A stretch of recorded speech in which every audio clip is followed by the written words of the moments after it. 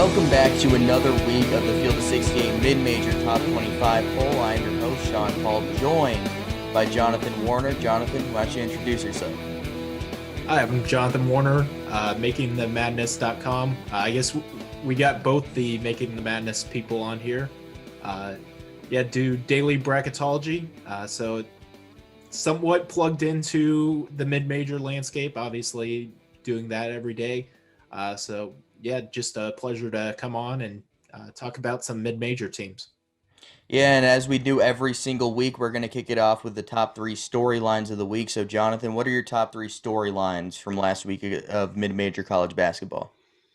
Well, I think the main storyline that I would say, and we'll touch on the poll later, see where San Francisco falls, but San Francisco, they are 9-0 this season. They have been impressive.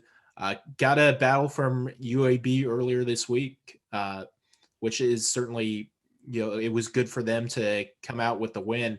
But they've just been impressive. They're beating teams quite handily. They moved into, they're in the top 50 of the net rankings, which just got released earlier. San Francisco has been certainly fantastic this year. Yeah, San Francisco, I mean, you look at the metrics, how they support them, and they're undefeated at this point, so their at-large resume is certainly there right now.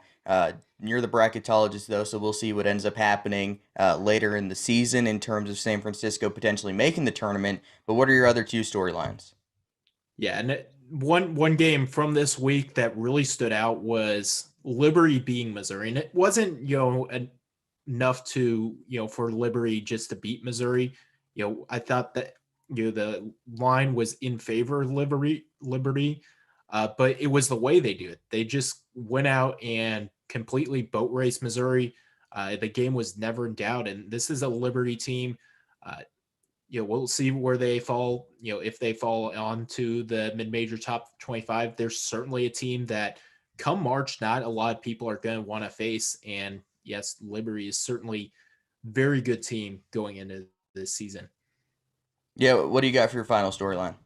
Oh, and then the final storyline is Grand Canyon. They've just gotten off to a really good start, 8-1 thus far this season.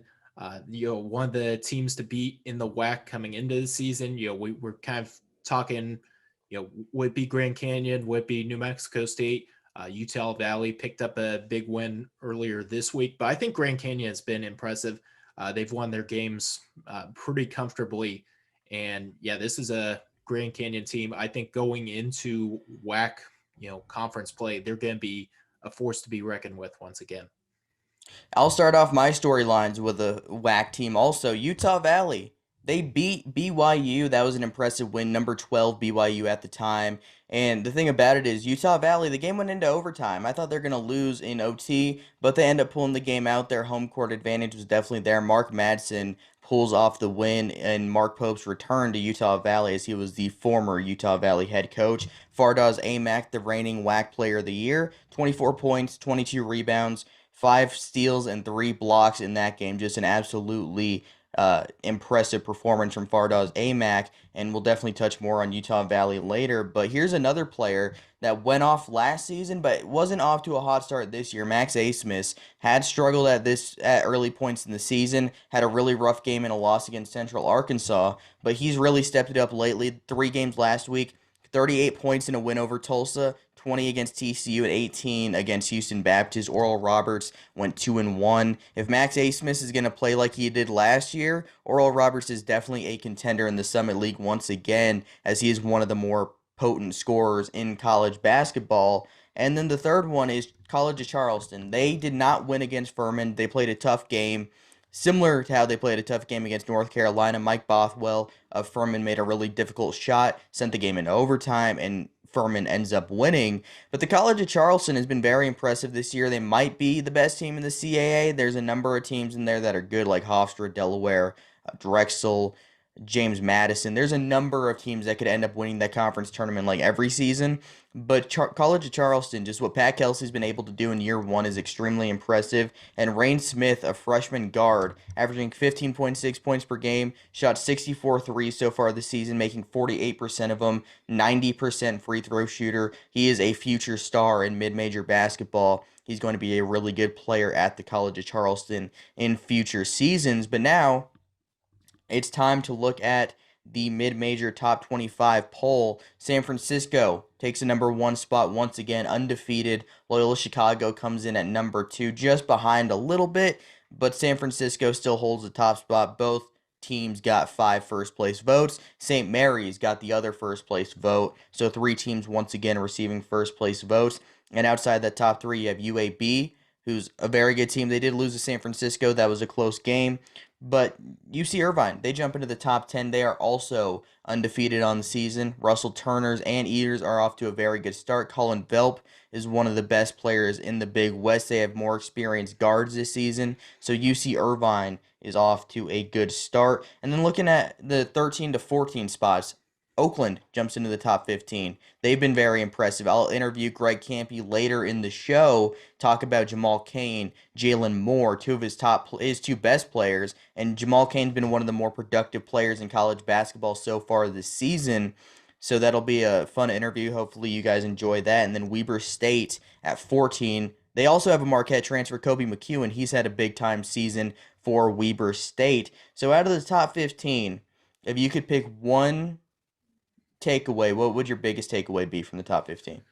I mean, obviously, San Francisco at the top, been that way for a little bit. I talked about them. I've been really impressed, but I think the kind of big thing I'd like to see is Louisiana Tech. They're kind of sneaking back up, almost inside the top 10. And, they got kind of boat raced against Alabama, but that's a really good Alabama team. But since then, they've been really good.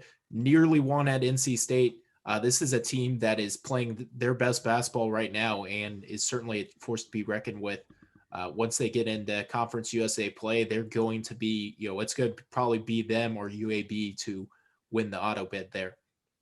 Louisiana Tech did not look great to start the year. They were ranked top 10 in the beginning of this poll a month ago, but they've looked really good recently. Competed with NC State on the road, Kenneth Lofton Jr. at 36 and 18, and he had another big-time game against Santa Clara in a road victory the other day. So Kenneth Lofton Jr. is obviously one of the more dangerous mid-major players and just players in general in college basketball. He's just tough to defend, good defender, and you can try to double team him, but as Santa Clara saw, it doesn't always work. He was able to split double teams and get some easy buckets, and then there's a lot of good contributing pieces on that Louisiana Tech roster.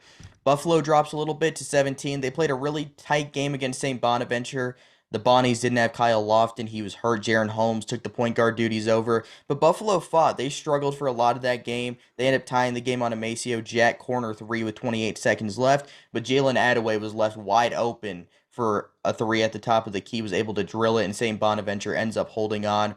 But Buffalo at 17, I think that's a team that could end up rising in the polls a little bit here. But South Alabama, a new entrant to the poll. They are a very good team. The two point guard transfers they added, Greg Parham from VMI and Tyrell Jones from Auburn, are currently injured. But Charles Manning, the LSU transfer, has been a big-time player for them. One of the top players in the Sun Belt. J.J. Chandler from Texas A&M. Deontay Smith from TCU. Javon Franklin from Auburn. They have a lot of guys, and that's what Richie Riley did this offseason. He added a lot of former high major guys that didn't exactly, outside of Chandler and Manning, get a ton of opportunity at their respective schools, mainly Smith and Franklin.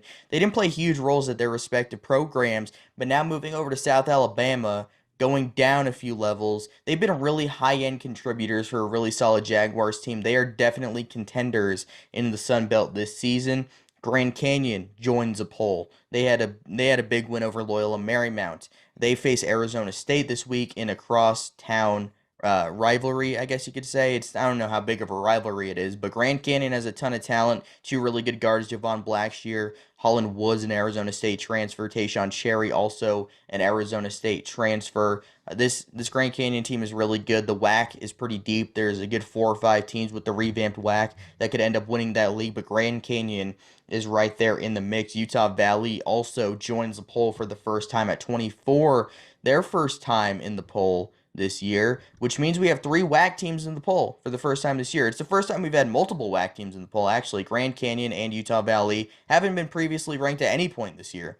So if you could pick one team between New Mexico State, Utah Valley, Grand Canyon, who's winning the WAC? I'm going to go with Grand Canyon. I think I picked them preseason, I want to say, but yeah, I've liked what I've seen out of Holland Woods, and I do think it's going to be a really tight race.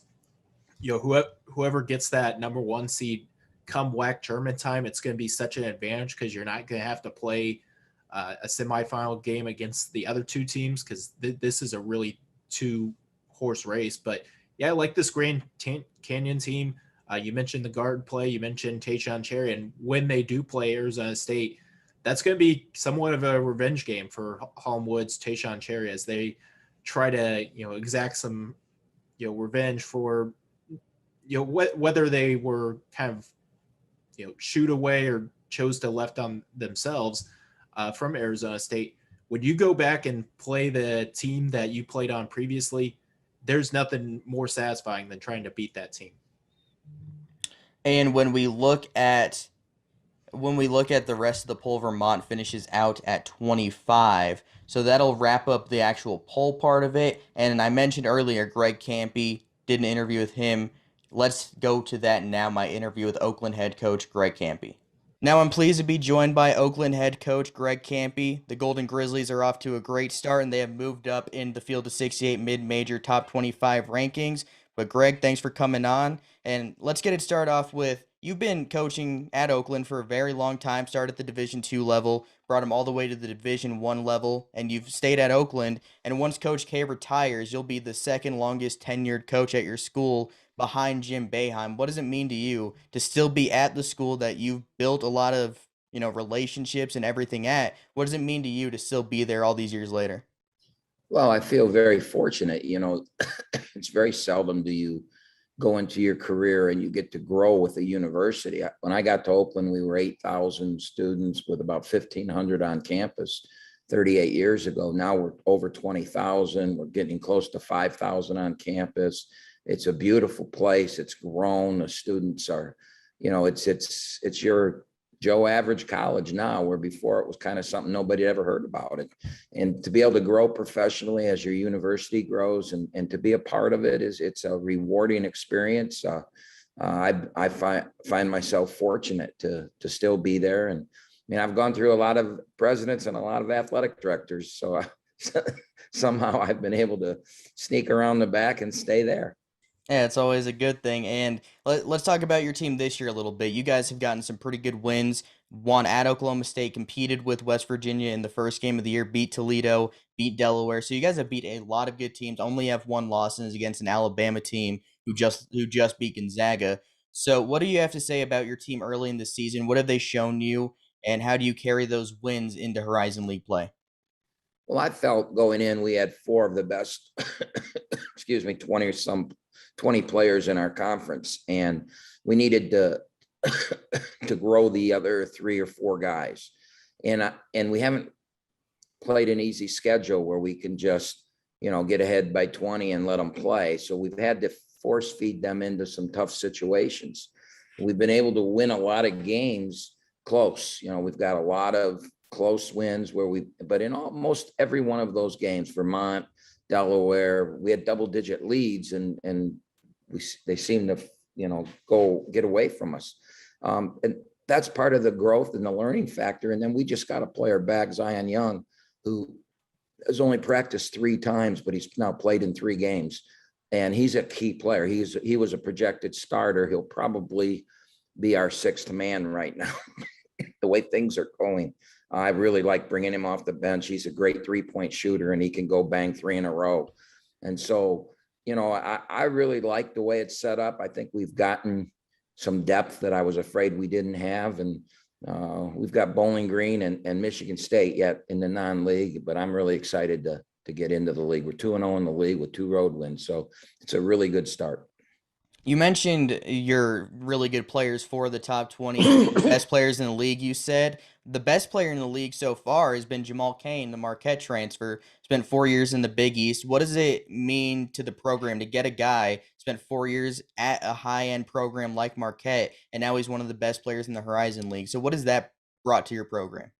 Well, I knew when we got him, I knew what I had. He's from Pontiac, which, his mother lives 10 minutes from our campus. One of my assistant's coaches was his high school coach. And, we tried really hard to get him, but the last Big time player that I had came from the Big Ten, and Kendrick Nunn, and he had averaged just double figures. So we knew what we were getting. When we get a kid that averages 10 points a game at the high major, we know in our league that he's going to be really, really good. And after Jamal's first practice, I told a colleague of mine, I said, I think this is a 2010 guy. I think in our league, and he's averaging 22 and 11 right now. And we've played as good a schedule as anybody.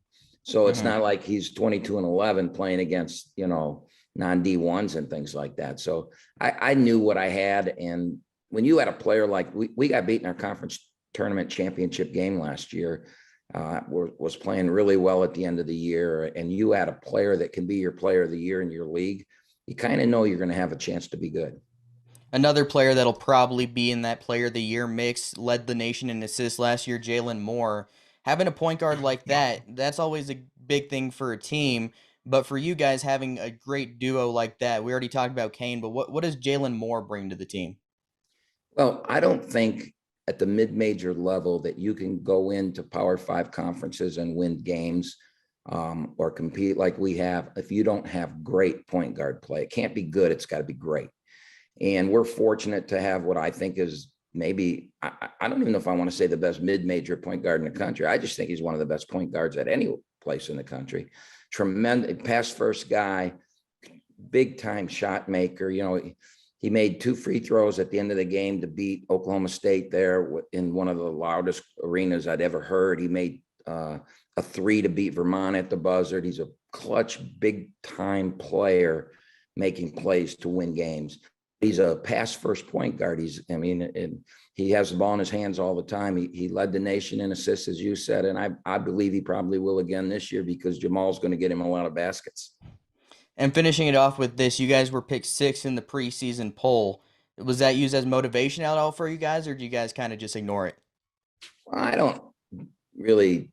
I might have mentioned it once when I was mad at him at a practice.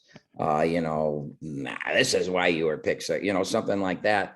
But I was shocked and perplexed by that. I mean, we've been pretty good, and we were in the championship game last year, and we had Jalen Moore back, and I know they didn't know who Jamal Cain was, but Trey Townsend and Micah Parrish were both on the all freshman team, and you got to believe they're going to develop and be good players. And so I was kind of shocked when we were picked 6th, to be honest with you. And I didn't think we would be 6th, and I think we'll probably prove that we aren't. Yeah, you guys have looked like the best team so far, and that's why you guys are rising in the field of 68 mid-major top 25. But I'd like to thank Oakland head coach Greg Campy again for joining the show, and we'll get back to the poll right after this. All right, thank you again to Oakland head coach Greg Campy for the interview. The Golden Grizzlies are off to a great start. They beat some really good teams, Vermont, Delaware, Toledo, Oklahoma State. They played a competitive game with West Virginia. So Oakland, they look like the top team in the Horizon League. But now, let's get into the games of the week. Jonathan, let's start off with your 2 games of the week in mid-major basketball. Yeah, so the first one, it is that Buffalo coming off a really tough loss against St. Bonaventure, going on the road to play Western Kentucky. It's going to be a really good kind of mid-major showcase game. Obviously, Western Kentucky has a ton of talent. Buffalo, we know what they are. They're a really good team. And they're, obviously going to try to, maybe not sneak quite into the top 10 with this win, but this is a showcase game for this Buffalo team. It's going to be a fun game. I probably predict Buffalo to kind of come out on top, but that's going to be a really fun matchup. And then UC Santa Barbara against St. Mary's. This is a UC Santa Barbara team that's kind of flown off the radar a little bit this year, but what better way to get back on the radar than playing against a St. Mary's team that certainly seems like a NCAA tournament bound team. So if they're able to get that win, against St. Mary's, that would be something where they're able to potentially move the needle and sneak not only back in the poll but maybe top 15 or so. Santa Barbara lost a tough game to UT Arlington last week, but the Gauchos still have enough talent to win the Big West without a question. They have a lot of talent. Amadou Sow, Calvin Wishart has been a very good transfer from Georgia Southern. But my two games of the week, we're going to get it started here with Utah Valley once again. Heading to Southern Utah, a tough road game. The Thunderbirds are a really good team. You have John Knight III. He's having a big season. 18.3 points per game, 5.9 rebounds per game, 4 assists per game. He does everything. He's super athletic, a really fun guard to watch. Tavian Jones, the Illinois transfer who went off last season, hasn't had as good of a season this year, but has gotten it going recently. So if Tavian Jones can have a big game in this one, that would be big for Southern Utah. But Utah Valley coming off that big win over BYU, this will be their first game since winning that game. Fardaws Aimaq, who led the country in rebounding last year, leads it again in rebounding with 14.8 rebounds per game, but his scoring number went from 13.9 points per game to 20.8 points per game. And one thing to remember with Utah Valley, their leading scorer from last year, their leading returning scorer, Trey Woodbury, still has not played this season with an injury. So Utah Valley's accomplishing all this stuff without Trey Woodbury. Latrey Darthard, Connor Harding, those are guys that have been big-time contributors, but once they get Trey Woodbury back, they'll be even more dangerous. So that's definitely a game to pay attention to. And then my second one is New Mexico State going on the road to play Loyola Marymount. Loyola Marymount has not lived up to expectations this season. I had them third in my original mid-major top 25 poll. They definitely have struggled this season. They just haven't played well in the offensive end for the most part, but they still have the talent to be a good team. Eli Scott, Cam Shelton, they have a lot of pieces on that team. But New Mexico State, they have a pretty tough upcoming stretch. They get New Mexico here, and then they get at Loyola Marymount. So they play some tough teams. They've already played some tough games. They lost to Utah State. They've already lost to New Mexico once. But they have a ton of talent. They have a ton of depth. Teddy Allen, if he can go off for 25 plus, it'll be tough to beat that team. Then you have Johnny McCants, Donnie Tillman, Jabari Rice. That is a very loaded New Mexico State roster. So that's a game I'm definitely going to be tuned into to see if Loyola Marymount can get some momentum going or if New Mexico State's talent and how they played so far carries into that road matchup. But now, my favorite part of every show, let's get into the upset of the week. Jonathan, what do you got for your upset of the week? So I'm going to go with Wagner to upset Penn State. This is a Wagner team. They beat VCU earlier this season. That was certainly a surprising result. Haven't played quite as many games as most of the other teams, but going against a Penn State team that I think is kind of vulnerable, I think Wagner's going to go into Happy Valley, and I think they're going to come out and get a nice little win there. So I'm going Wagner over Penn State. Wagner had a brief COVID pause. A few games got canceled, but now they're back. Alex Morales is back, and he was great the other day for Wagner. So that's definitely not an easy game for Penn State because Wagner looks like the top team in the NEC, and when you have a dynamic guard like Alex Morales, you can go win a game on the road like that. My upset, Ken Pom has it as a 10-point underdog spot for Murray State. I think Murray State wins the game because Memphis just hasn't played good this season at all. They've lost to Georgia on the road. I think Murray State's better than Georgia. Memphis is really struggling right now. And if you look at their future schedule, they get Alabama and Tennessee straight after these two games. In the span of 8 days, they play Murray State, Tennessee, and then Alabama, then Tennessee. Murray State has a lot of talent. You look at Tevin Brown, he's a potential NBA player. KJ Williams, Justice Hill running that point guard spot. Trey Hannibal's been a good transfer addition. DJ Burns, the transfer from Southern, has been really good. Carter Collins, the Davidson transfer, hasn't quite got it going yet, but they've been able to rattle off these wins without getting big-time production from Carter Collins. So once he gets it going, this team becomes even more dangerous. Matt McMahon is a really good coach, and if Memphis comes out, takes bad shots, turns the ball over, fouls, like they have been in recent games, then Murray State can absolutely win this game.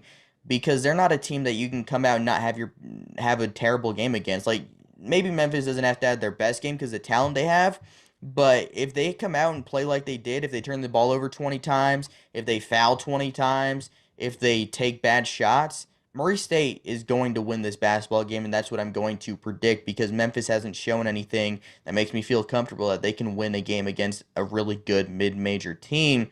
But that'll wrap it up. We'll see. Can I finally get a mid-major upset of the week right? Haven't quite gotten one right on the show yet. We've been close a couple times, but this is the week, hopefully. But until next time, have a good one, everybody. Enjoy this week of college basketball, and I will join you next week. So see you later.